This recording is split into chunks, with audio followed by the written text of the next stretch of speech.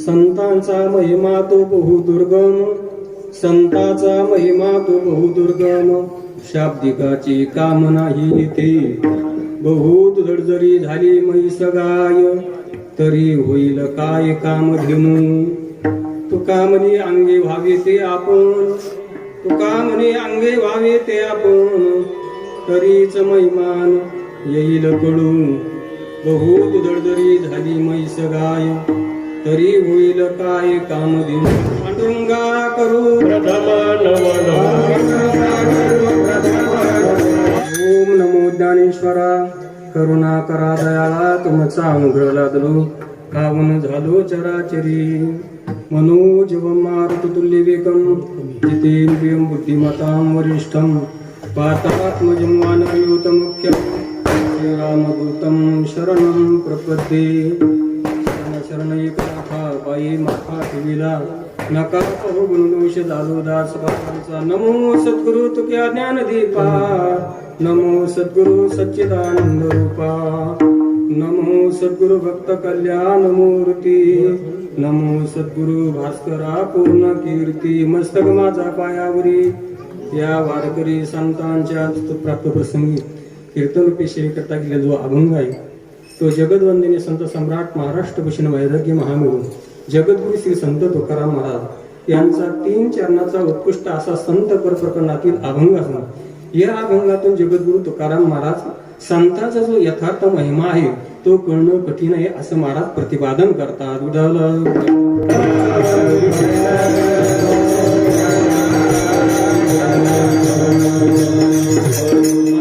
संताचा महिमा तो बहुदुर्गम. संताचा जो यथार्थ महिमा म्हणजे मोठेपण आहे, तो बहु म्हणजे अति दुर्गम म्हणजे कळण्यास कठीण आहे.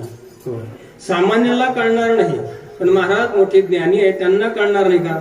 महाराज म्हणतात शाब्दिकाचे काम नाही ते. शाब्दिक लोकांना, ज्ञानी लोकांना सुद्धा, शब्द ज्ञानी लोकांना सुद्धा संताचा मोठेपणा कळणार नाही. त्याच्यासाठी महाराज दृष्टांत देऊन प्रश्नार्थक आपल्यालाच विचारतात. महाराज म्हणतात एखादी गाय आहे, म्हैस आहे, तिला कितीही जरी दूध दिलं तरी ती कामधेनूची बरोबरी करेल काय? नाही, कामधेनूची बरोबरी करणार नाही. बहु दुधड जरी झाली म्हैस गाय, तरी होईल काय कामधेनू? महाराज म्हणतात ते कामधेनू होणार नाही. मग म्हणले महाराज काढणार नाही का? महाराज म्हणले काढणार. केव्हा काढणार? तर महाराज मग तुम्ही जेव्हा स्वतः संत होता, ज्या वेळेला तुमच्या अंगी संत तो बाणेल, त्याच वेळेला तुम्हाला संताचा मोठेपणा कळून येईल. अन्यथा तुम्ही कितीही शब्द ज्ञानी झाले तरी संताचा मोठेपणा कळणं आवश्यक आहे, असं त्या ठिकाणी अभंगाचा शब्दशः अर्थ झाला.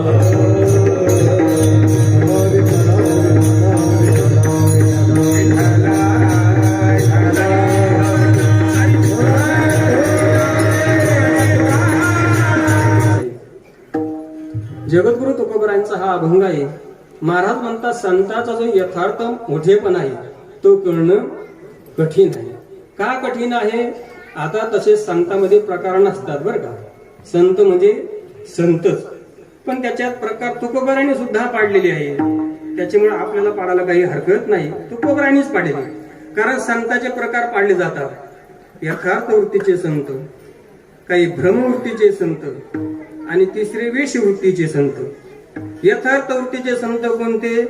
माऊली ज्ञानेश्वर महाराज, निवृत्तीनाथ महाराज, जगद्गुरु तुकाराम महाराज, सावता महाराज, नामदेव महाराज, चोखोबरा हे यथार्थ वृत्तीचे संत. त्यांना काही शास्त्रामध्ये जो यथार्थ बोध सांगितलेला आहे तो यथार्थ बोध त्यांना झालेला आहे. किंबहुना ते बोधरूपच आहे. संत महात्मे बोधरूपच आहे. यथार्थ बोध म्हणजे काय? आपण तुम्ही ऐकणारी मंडळी आहे, हे अहम ब्रह्मास्मीचा दृढ निश्चय होणं किंवा दृढ अपरोक्ष ज्ञान होण्याला काय म्हणतात? यथार्थ बोध असं म्हणतात. किंवा संतांच्या भाषेमध्ये जर सांगायचं झालं तर हा समजते श्री वासुदेव, ऐसा प्रतिरसाचा ओतला भाऊ, म्हणे भक्ता माझी राहू आणि ज्ञानिया तुझी, किंवा जयाची प्रतीतीच्या वाखारा, पवाडो होई चराचरा, तो महात्मा धनुधरा दुर्लभ आहे. असा त्यांचा बोध आहे की विठ्ठल जिळी स्थळी भरला, रीता ठाऊ नाही उरला, आजिम्या दृष्टीने पाहिला विठ्ठलची. चराचरामध्ये त्यांना भगवान परमात्म्याची अनुभूती येते. विद्या विनय संपन्ने ब्राह्मणे गवी असतिनी, शुनी चैव शो पाकेच पंडिता समदर्शिना विद्या विनयाने नम्रतेने संपन्न असणाऱ्या ब्राह्मणामध्ये भगवान परमात्माच पाहणार, गायीमध्ये परमात्म्यालाच पाहणार, हातीमध्ये परमात्म्यालाच पाहणार. रूप दिसतं महाराज, आत दिसतं त्यांना दिसतच नाही. तुमच्या भाषेमध्ये आत दिसतं त्यांना दिसतच नाही. काय दिसतं? आदेशानच दिसतं. सुवर्णाचे मणी केले ते सोनियाचे सुती होईल, तैसे म्या जग धरले, अशी त्यांची अनुभूती की जिकडं तिकडं परमात्मा. तो नाही ऐसा ठाव उरलाच एक वन, सर्वत्र संपूर्ण गगन जैशी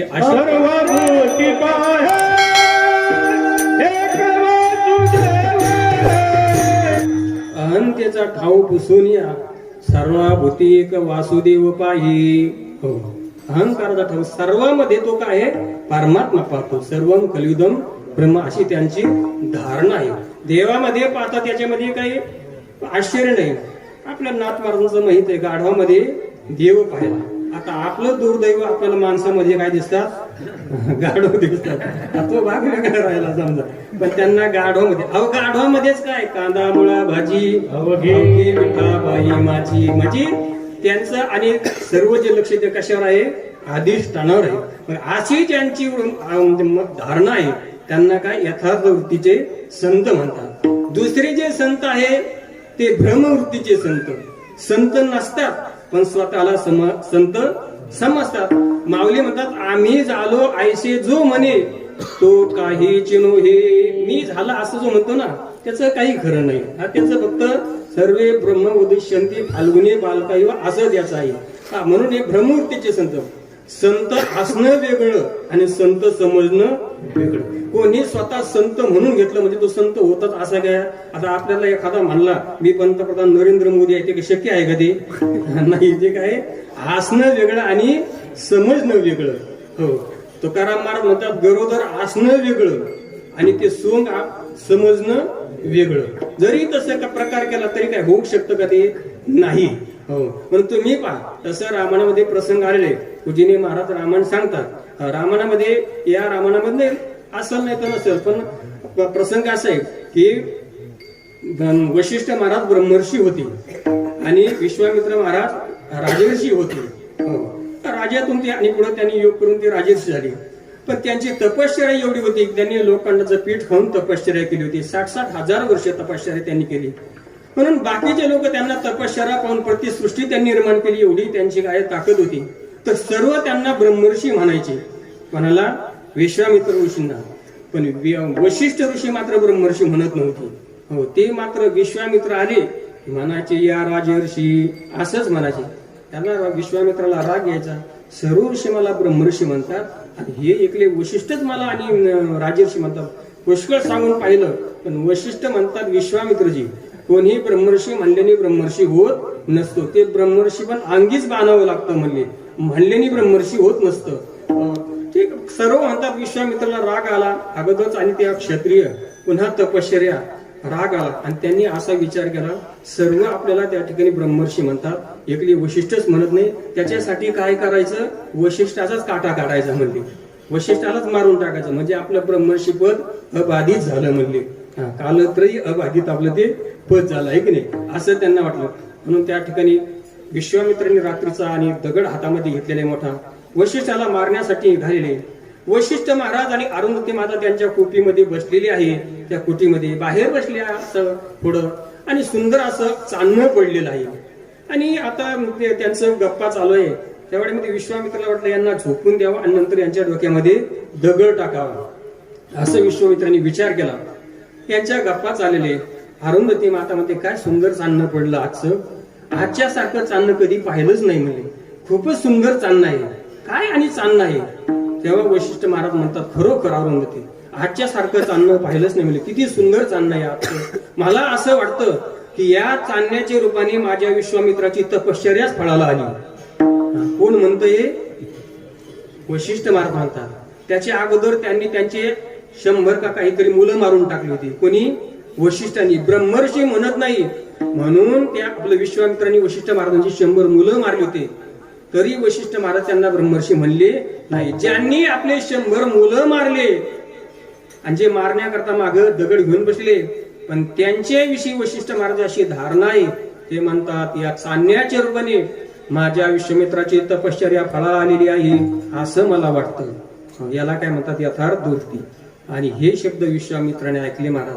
विश्वामित्र गार झाला, पश्चाताप झाला. म्हणजे अरे काय आपली भावना काय आणि त्यांची भावना काय आहे की नाही. आपण ज्यांची 100 मुलं मारली, ज्यांना मारण्याकरता आलो, तरी त्यांच्या मनामध्ये आपल्याविषयी एक किंचितही द्वेष नाही काय. शेवटी विश्वामित्राला पश्चाताप झाला आणि जे विश्वामित्र गेले वशिष्ठ महाराजांच्या पायावर श्री संतांच्या माथा चरणावरी साष्टांग करी दंडवत, साष्टांग दंडवत केला महाराज. आणि आपल्या डोळ्यातील आश्रयाने वशिष्ठ महाराजांच्या पायाला अभिषेक केला. तेव्हा वशिष्ठ महाराज उठा ब्रह्मर्षी उठा, ब्रह्मर्षी उठा. उठले आणि म्हणले ऋषी महाराज, वशिष्ठ महर्षी, तुम्ही जर आतापर्यंत मला ब्रह्मर्षी म्हणले असते तर मी तुमचे 100 मुलं मारले नसते. आज मी तुम्हाला सुद्धा मारायला तयार झालो, अगोदर का म्हणले नाही. वशिष्ठ महाराज म्हणतात ब्रह्मर्षी म्हणल्याने कोणी होत नसतं. आज तुमच्यामध्ये खरोखर ते ब्रह्मर्षीची योग्यता निर्माण झालेली आहे आणि म्हणून मी तुम्हाला आज ब्रह्मर्षी म्हणलो. विठ्ठल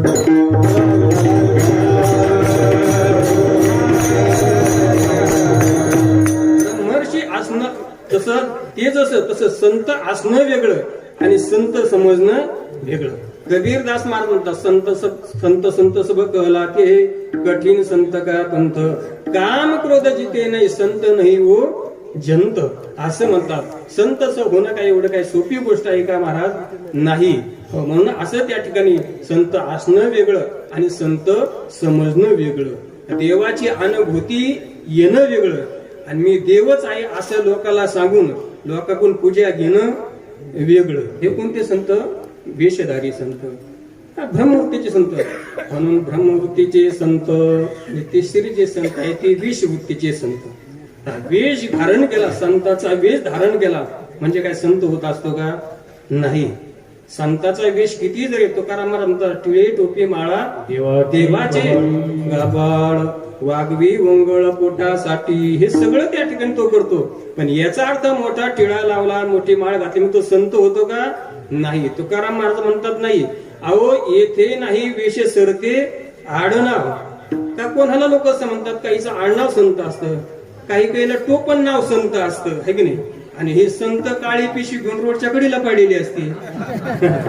असे लोक म्हणजे कोणाला लोक संत नाव देतील. नव्हती ते संत माळा मुद्रा भूषणी भस्म उधळणी नव्हती संत. हे संताचं बाह्य लक्षण आहे, त्याच्याबद्दल काही वाद नाही. पण हे घातलं म्हणजे संत होतच असं मात्र नाही. हे वेशवृत्तीचे संत आहे. मग वेश धारण केला म्हणजे काय संत होत असतो का? नाही. हो, तुम्हाला आणि कथा माहिती आहे. ज्या वेळेला आणि त्या अर्जुनाने सीतेचं आपलं ते सुभद्रेचं हरण केलं, सुभद्रा पळून नेली, त्यावेळेला त्याचा वेश कोणता होता? संन्याशाचा. मग तो संन्यासी होता का वेश होता? त्याच्यावाला वेश होता. किंवा ज्या वेळेला हनुमंतराय संजीवनी वल्ली आणण्याकरता चालले होते, त्या रावणाने काल नेमीला पाठवलं, त्यांनी मोठा साधूचा वेश धारण केला. ती रामायणामध्ये विस्तारपूर्वक कथा आहे. मग त्यांनी तो वेश धारण केला तर मग तो खरा संत होता का वेश होता? त्याचा तो वेश होता. पण असं आहे महाराज, खऱ्या संतापेक्षा वेशधारी संतांना लोक जास्त फसतात. खरे संत ओळखू येणार नाही त्यांना. पण खरा संत त्यांच्या पुढे येऊन जरी उभा राहिला ते म्हणतात हे संत नाही, खरे संत हेच आहे. म्हणजे केवढ्या मुद्रा आहे, मोठ्या माळ आहे, शर्टाचे वरून आहे पुन्हा. असं म्हणजे खरं लोकांना पटणार नाही. पण त्या ठिकाणी अशा बहुरूप्याला मात्र लोक भुलत असतात. पण संताचा वेश घेतला म्हणजे संत होतो असं मात्र नाही. तुकाराम महाराजचं एक प्रमाण आहे. महाराज म्हणतात वाघाचा कलभूत दिसी वाघाची नाही दशाचा चांगी. वाघाचं कातळ पागलं म्हणजे काय वाघ होतो का? नाही. ते रायगण लोक PSI चा ड्रेस घालतात आणि जुने लोक फार बेचैन ते गेले याच्याकडे हातात कोटा पिस्तूल ते वगैरे. म्हणले तुमची बैलगाडीचं चाक पंक्चर झालेलं आहे आणि तुमच्या 40 तारखेला केस दाखल झालेली आहे. आता सामान्य माणसं घाबरली तर नाही साहेब, नाही साहेब, माफ करा माफ करा. पण त्यांनी ते कपडे घातले म्हणजे तो काय PSI झाला का? नाही. तसं वाघाचे कपडे घातले म्हणजे वाघ झाला असं नाही. बरं का, एक मुलगा कामच करीत नव्हता, खुशाल खायचा प्यायचा आणि झोपून राहायचा. तेव्हा त्या मुंबईला राहणारा माणूस तो आला. म्हणले का रे काही काम? तो म्हणले काही नाही, काम करीत नाही, काही नाही, म्हणजे खुशाल झोपवतो. म्हणले ठीक आहे म्हणले, तू चल म्हणले, आमच्या तुला खाऊन पिऊन 10,000 रुपये पगार देऊ. म्हणले काम काय नाही म्हणले, खायचं प्यायचं नाही, एका जाग्यावर बसायचं. ते म्हणले खाऊन पिऊन 10,000 रुपये पगार चांगलं आहे म्हणले. मग चांगलं घेतो म्हणले. गेला तो मुंबईला, त्यांनी नेलं. चांगलं त्याला वाटलं, बरं झालं. म्हणले काम काय आहे? म्हणले काम काहीच नाही, जे काही उद्यान आहे ना त्या उद्यानातलं एक कोल्ह मेलेले म्हणले, आणि त्या कोल्याचं कातड अंगार घेऊन बसायचं. बघतो काय दिवसभर कोल्याचं कातड अंगार घेऊन बसायचं, आणि बस रात्री उद्यान बंद झालं की आपलं मग मोकळं. म्हणून ते म्हणलं सोपं काय म्हणले, सकाळी म्हणले जेवण करायचं आणि दिवसभर बसून राहायचं, फक्त कोल्यासारखं शांत बसायचं. ते म्हणले काही हरकत नाही. मग त्या तिथे झालं सुरुवात त्याच्यावालं. आता नेमकं असं त्याच्या शेजारीचा वाघाचा पिंजरा होता, मग याच्या अंगात ते कोल्याचं कातड टाकलं, काय बसायचं. दुपारच्या वेळ थोडी गर्दी कमी झाली, आणि ती नेमकं त्या वाघापुढं 2-4, त्या पिंजऱ्यापुढं 2-4, 5-6 अशा किळी आणून ठेवल्या लोकांनी. येणाऱ्या जाणारी गर्दी कमी झाली. कोल्याने पाहिलं, म्हणजे कोणी येतं दिसत नाही. म्हणजे आता काय करावं, ते केळी घ्यावी म्हणले. म्हणून तो केळी घेण्याकरता तिथं गेला, तर नेमका ते वाघाच्या पिंजऱ्यातच जाऊन पडला. म्हणजे गेलो कडे, आता काही करतच नाही. केळी बाजूला राहिल्या, आणि आता मारायचीच बाळी आली म्हणली. म्हणजे 10,000 आपल्याला काही परवड नाही, घरी होतं ते चांगलं होतं म्हणली. एवढ्यामध्ये वाघ आला आणि याच्या मानगुटीला धरलं. ते म्हणले आता काही खरे म्हणजे झालं, म्हणजे संपला आता दाम बरं म्हणून. पुन्हा वाघाने असं त्याच्या कानावर आपलं तोंड नेलं. म्हणजे आता नडीचा गोट घेतल्याशिवाय राहत नाही. मेलो म्हणले. घाबरला तो, थरथर उडाला.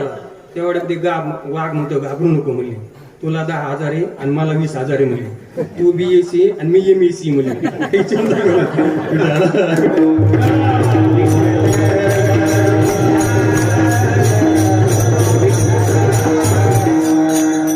अर्धे केळी तू नी आणि अर्धे मला ठेव म्हणले. सांभाळून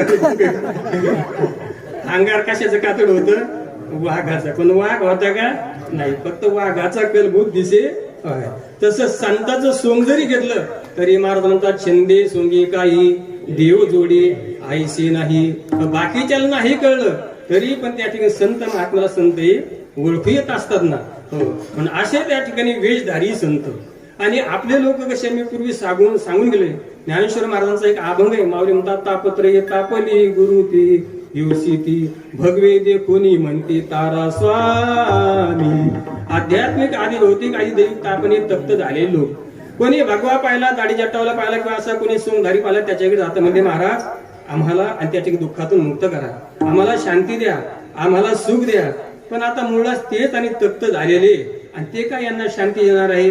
नाही. सुखाच्या आशेने तिकडे जातात लोक. त्याच्यासाठी माऊलीने उदाहरण दिलेले.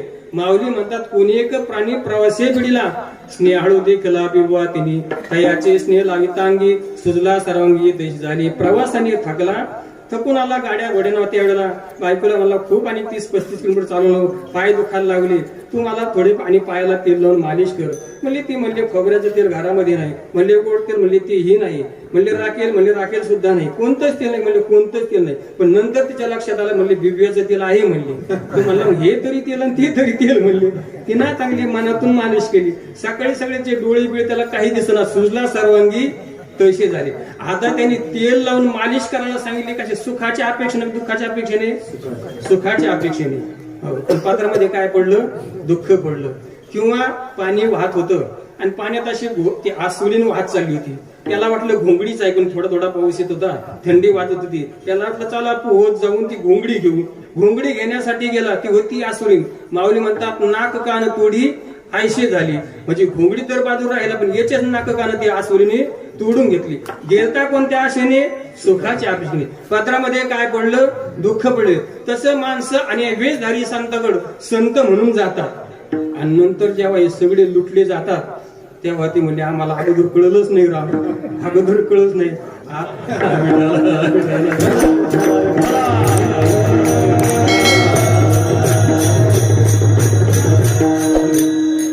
असे वेशधारी संत लोक त्यांच्या पाठीमागं लागतात.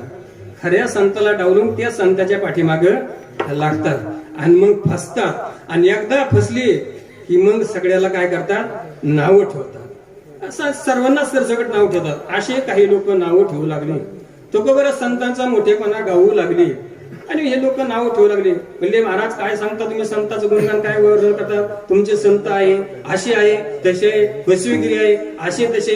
तेव्हा तुकाराम महाराज म्हणतात, बाबा संतांचा जो खरा मोठेपणा आहे तो तुम्हाला कळलेला नाही. हे प्रथम चरण